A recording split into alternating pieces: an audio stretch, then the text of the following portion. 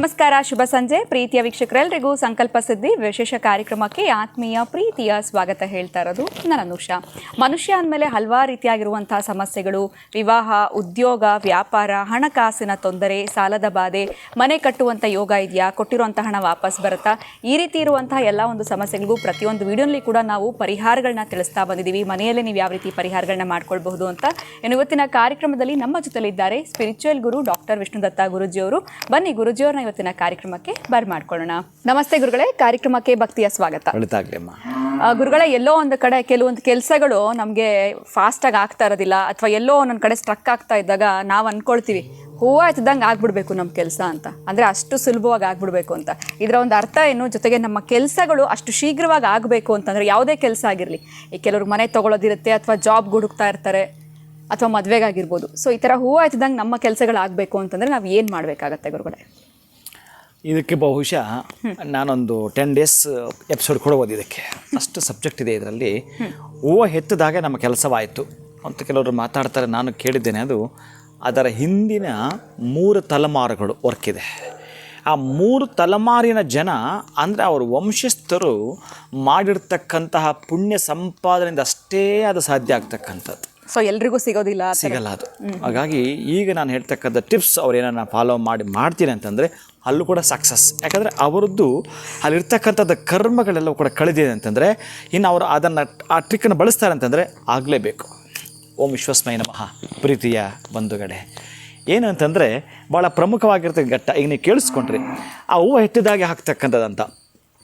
ನೀವೇನಾದರೂ ಪ್ರತಿನಿತ್ಯವೂ ಕೂಡ ನಿಮಗೆ ಸಂಬಂಧಪಟ್ಟ ಇಷ್ಟ ದೇವರನ್ನು ಅಥವಾ ಮನೆ ದೇವರು, ಕುಲದೈವವು ಯಾರನ್ನೂ ಒಟ್ಟಾರೆ ಪೂಜಿಸ್ತಿದ್ದೀರಿ, ತುಂಬ ಮನಸ್ಸಿಗೆ ಆನಂದ ಇದೆ, ನನಗೇನಿಲ್ಲ ಗುರುಗಳೇ, ನೆಮ್ಮದಿ ಇದೆ, ದೇವಸ್ಥಾನಕ್ಕೆ ಹೋದರೆ ಒಂದು ರೀತಿಯ ಪೀಸ್ ಆಫ್ ಮೈಂಡ್, ಶಾಂತಿ ಇದೆ ನನಗೆ ಅಂತ ನಿಮಗೆ ಅನ್ನಿಸ್ತಿರ್ಬೇಕು. ಅದೇನು ಅನ್ನಿಸ್ತಾ ಇಲ್ಲ ಅಂತಂದರೆ ಅಲ್ಲೊಂದು ಎನರ್ಜಿ ಇಲ್ಲ ಅಂತಂದರೆ ನೀವು ದೇವಸ್ಥಾನಕ್ಕೆ ಹೋಗಿ ವೇಸ್ಟ್ ಆಗ್ತಕ್ಕಂಥದ್ದು.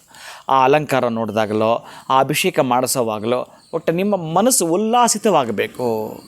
ಹೇಗಿದ್ದ ನಿಮ್ಮ ಮನಸ್ಸು ತುಂಬ ಅಂತಂದರೆ ಜರ್ಜರಿತವಾಗಿದೆ, ತುಂಬ ಕಠಿಣಾವಸ್ಥೆ ತಲುಪಿದೆ ಅಂತಂದರೆ ಶುಭ್ರವಾಗಿ ನೀವು ಭಗವಂತನನ್ನೇ ಆ ಒಂದು ಒಳಗಣ್ಣಿನೊಳಗಿಂದ ಒಳಗೊಳಗೆ ಇರುವ ಬಗೆಗಣ್ಣ ದೇವರನ್ನು ನಾನು ನೋಡಬೇಕು ಅಂತಕ್ಕಂಥ ಸಂಕಲ್ಪವನ್ನು ಇಟ್ಟುಕೊಂಡು ನಾವು ಮಾಡ್ತೀವಿ ಅಂತಂದರೆ ಅದು ಸಿಗೋವಂಥದ್ದು, ಆಗೋವಂಥದ್ದು. ಈಗ ನೋಟ್ ದ ಪಾಯಿಂಟ್. ಅಂಥವ್ರು ಯಾರು ಇದೀರೋ ಅವರೆಲ್ಲರೂ ಕೂಡ ಇದನ್ನು ಶುಕ್ರ ಪರ್ವ ಅಂತ ಕರೀತಾರೆ. ಈ ಪ್ಲೇಸ್ ಇದಿದೆಯಲ್ಲ ನಿಮ್ಮ ತಮ್ನೇಲ್, ಇದಕ್ಕೆ ಸಂಬಂಧಪಡ್ತಕ್ಕಂಥ ಇದೆಯಲ್ಲ ಮೇಜರಾಗಿ ಈ ತಮ್ಮಿಂಗ್ ಇದರ ಕೆಳಗಡೆ ಬರ್ತಕ್ಕಂಥದ್ದು ಇದು ಶುಕ್ರ ಪರ್ವ ಅಂತ. ಇಲ್ಲಿ ಮೇಲೆ ಒಂದು ಪ್ಲಸ್ ಚಿಹ್ನೆ ಬರೀಬೇಕು, ಕೆಳಗಡೆ ನಿಮ್ಮ ಡೇಟ್ ಆಫ್ ಬರ್ತ್ ಬರೀಬೇಕು. ನಿಮ್ಮ ಡೇಟ್ ಆಫ್ ಬರ್ತ್ ಇಲ್ಲ ಗುರುಗಳೇ, ತೊಂದರೆ ಇಲ್ಲ. ಯಾರ್ದು ಡೇಟ್ ಆಫ್ ಬರ್ತ್ ಇದೆಯೋ ಅವರು ಅವರ ಡೇಟ್ ಆಫ್ ಬರ್ತ್ ಬರೆಯೋದು, ಮೇಲೆ ಒಂದು ಪ್ಲಸ್ ಆಕಾರ ಬರೀಬೇಕು, ಕೆಳಗಡೆ 666 ಬರೀತೀರಿ.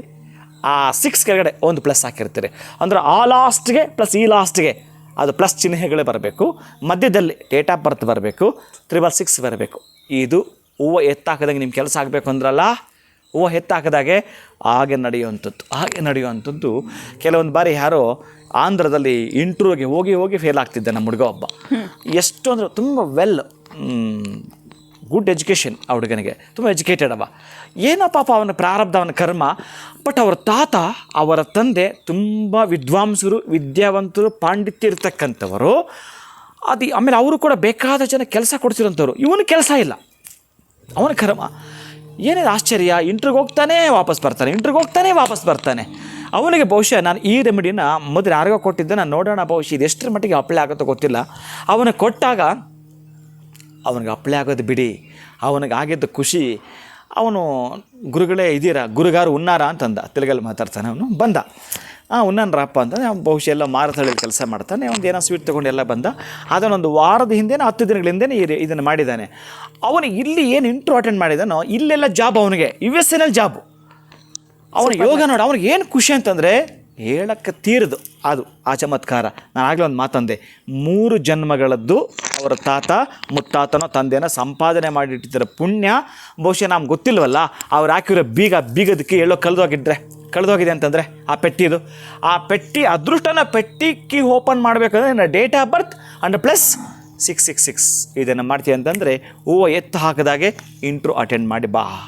ಅಥವಾ ಯಾವುದಾದ್ರೂ ಉನ್ನತ ಪದವಿ ಹೋಗಲಿಕ್ಕೆ ಟ್ರೈ ಮಾಡ್ತಿದ್ಯಾ, ಮದುವೆಗಾಗಿ ಟ್ರೈ ಮಾಡ್ತಿದ್ಯಾ, ಯಾವುದೇ ಕೆಲಸಕ್ಕಾಗಲಿ ಈ ಒಂದು ವಿಚಾರವನ್ನು ಕರೆಕ್ಟಾಗಿ ನೀವು ಕೇಳಿಸ್ಕೊಂಡು ಮಾಡಿರ್ತೀನಿ ಅಂತಂದರೆ, ಈ ಒಂದು ರೆಮಿಡಿ ನೀವು ಮಾಡ್ಕೊಳ್ತೀನಿ ಅಂತಂದರೆ ಅಲ್ಲಿ ಆ ಸಮಸ್ಯೆಯಿಂದ ಹೊರಗೆ ಬರ್ತಾ ಹೂವು ಎತ್ತಾಕದಾಗೆ ಅಲ್ಲಿಂದ ಆಚೆ ಬರ್ತೀರಿ, ಅದೃಷ್ಟ ದಿನವನ್ನಾಗಿ ನೀವು ಮಾಡ್ಕೊಳ್ತೀರಿ. ಗುರುಗಳೇ, ಒಂದೇ ಒಂದು ಪ್ರಶ್ನೆ, ಇದನ್ನು ಲೆಫ್ಟ್ ಹ್ಯಾಂಡ್ ಮೇಲೆ ಬರ್ಕೊಳ್ಬೋದಾ? ಯಾವ ಕಲರ್ ಪೆನ್ನ ಬಳಸಬೇಕಾಗತ್ತೆ? ಇವಾಗ ನಾಳೆ ಇಂಟರ್ವ್ಯೂ ಇದೆ ಅಂತಂದರೆ ಇಂಟರ್ವ್ಯೂ ದಿವಸನೇ ಬರ್ಕೊಂಡು ಹೋಗ್ಬೇಕಾ? ಇದಿಷ್ಟಕ್ಕೆ ಉತ್ತರ ಕೊಟ್ಬಿಡಿ. Very good. ಇದು ಒಳ್ಳೆ ಪ್ರಶ್ನೆ. ಯಾಕೆ ಗೊತ್ತಾ, ಆಮೇಲೆ ಲೆಫ್ಟ್ ಹ್ಯಾಂಡಲ್ಲಿ ಬರೀತಾರೆ. ನಮ್ಮ ಹುಡುಗ ಈಗ ನಾನು ಹೇಳಿದ್ನಲ್ಲ, ಅವನು ಲೆಫ್ಟಿಸ್ಟ್, ಕರೆಕ್ಟಾಗಿ ಎಡಗೈಯಲ್ಲೇ ಬರೆಯೋದು ಅವನು. ತುಂಬ ಅಷ್ಟು ಚೆನ್ನಾಗಿ ಬರೀತಾನೆ ಅವನು. ಎಡಗೈಯಲ್ಲಿ ಕರೆಕ್ಟಾಗಿ ಅವನು ಬಲಗೈ ಮೇಲೆ ಬರ್ಕೊಂಡು ಹೋಗಿರ್ತಕ್ಕಂಥದ್ದು, ಬಲಗೈಯಲ್ಲಿ ಬರ್ತಕ್ಕಂಥದ್ದು. ಹಾಗಾಗಿ ಈ ಶುಕ್ರ ಪರ್ವ ಅಂತಕ್ಕಂತಹದ್ದು ಗಂಡು ಮಕ್ಕಳಿಗೆ ಬಲಗೈ, ಹೆಣ್ಣು ಮಕ್ಕಳಿಗೆ ಎಡಗೈ. ಇಲ್ಲೇ ನೀವು ಬರ್ಕೊಂಡು ಹೋಗ್ತಕ್ಕಂಥದ್ದು. ಅವರಿಗೆ ಬಲ, ಇವರಿಗೆ ಎಡ, ಈ ರೀತಿನೇ ಬರ್ಕೊಳ್ಬೇಕು. ಯಾವ ಬಣ್ಣದ ಪೆನ್ನು ಗುರುಗಳೇ? ಇಲ್ಲಿ ಬಣ್ಣದಿಲ್ಲ. ಬಹುಶಃ ಅವನು ಬರೀತಕ್ಕಂಥದ್ದು ಪ್ರತಿನಿತ್ಯ ಬಳಸ್ತಿರ್ತಾರೆ ಕೆಲವರು. ಅಂದರೆ ಹೆಚ್ಚಿಗೆ ಅದನ್ನು ಮನೇಲಿ ಏನಾದರೂ ಲೆಕ್ಕಗಳು ಬರೀಲಿಕ್ಕೆ ಇಟ್ಟಿರ್ತಾರೆ, ಥಿಂಗ್ಸ್ಗಳು ಬರೀಲಿಕ್ಕೆ ಇಟ್ಟಿರ್ತಾರೆ, ಇನ್ನು ಕೆಲವರು ಎಕ್ಸಾಮ್ ಬಳಸ್ತಾರೆ. ಹೆಚ್ಚಿಗೆ ಒಡನಾಟದಲ್ಲಿ ಇನ್ನೊಬ್ಬರು ತುಂಬ ಯಾವಾಗಲೂ ಅದನ್ನು ಪ್ರೀತಿಸ್ತಿರ್ತಾರೆ. ಆ ಪೆನ್ನನ್ನು ಯಾವಾಗಲೂ ನೋಡೋದು, ಏನೋ ಒಂದು ಬರೆಯೋದು, ಅಥವಾ ಕೆಲವರು ಮಂತ್ರ ಬರೀತಿರ್ತಾರೆ. ಆ ತರಹದ್ದು ಬಳಸೋದು ಉತ್ತಮ. ಇಲ್ಲಿ ಕಲರ್ ಅಂತಿಲ್ಲ, ಮೊದಲಂದ್ರೂ ಕೂಡ ಬರೀತಾ ಇರ್ತಕ್ಕಂಥದ್ದು. ನಾನು ಪೆನ್ನೇ ಬಳಸ್ತಿಲ್ಲ ಗುರುಗಳೇ ಅಂತಂದರೆ, ಮಕ್ಕಳು ಯಾರಾದರೂ ಬರೀತಿರ್ತಾರಲ್ಲ, ಆ ಪೆನ್ ಒಟ್ಟಾರೆ ಅದು ಯೂಸ್ ಆಗಿರಬೇಕು, ಒಂದಷ್ಟು ಯೂಸ್ ಆಗಿರಬೇಕು. ಹೊಸ ಪೆನ್ ಬಳಸ್ತೀರಲ್ಲ, ಬಹುಶಃ ಅಲ್ಲಿ ಏನು ಮಾಡ್ತೀರಿ ಗೊತ್ತಾ, ನೀವು ಹೊಸದು ಬಳಸಿದ ಕೂಡಲೇ ಫಸ್ಟ್ ಅದು ಸ್ವಲ್ಪ ಆಗಲ್ಲ, ಅಂಟಲ್ಲ, ಮತ್ತು ನೀವು ತಿದ್ದಿರ್ತೀರಿ. ಆ ತಿದ್ದೋ ಕೆಲಸ ಮಾಡಬಾರ್ದು. ಮೊದಲೇ ನೀವು ಬೇಕಾದರೆ ಪೇಪರ್ ಮೇಲೆ ಒಂದಷ್ಟು ಟ್ರೈ ಮಾಡಿ, ಒಂದಷ್ಟು ಬಾರಿ, ಆನಂತರ ನೀವು ಇಲ್ಲಿ ಪ್ರಯತ್ನ ಪಡ್ತಕ್ಕಂಥ ಕರೆಕ್ಟ್ ಇರುತ್ತೆ. ಖಂಡಿತ ಗುರುಗಳೇ. ಹೂವು ಎತ್ತಾಕ್ದಾಗ ನಮ್ಮ ಕೆಲಸ ಆಗಬೇಕು ಅಂತಂದರೆ ಯಾವ ಒಂದು ಪರಿಹಾರ ಮಾಡ್ಕೊಳ್ಬೇಕು ಅಥವಾ ಒಂದು ಟಿಪ್ಸ್ನ ಫಾಲೋ ಮಾಡಬೇಕು ಅಂತ ತಿಳಿಸ್ಕೊಟ್ಟಿದ್ದೀರಾ. ಬಹಳ ಧನ್ಯವಾದಗಳು ಗುರುಗಳೇ. ನಮಸ್ಕಾರ. ಹರೇ ಶ್ರೀನಿವಾಸ.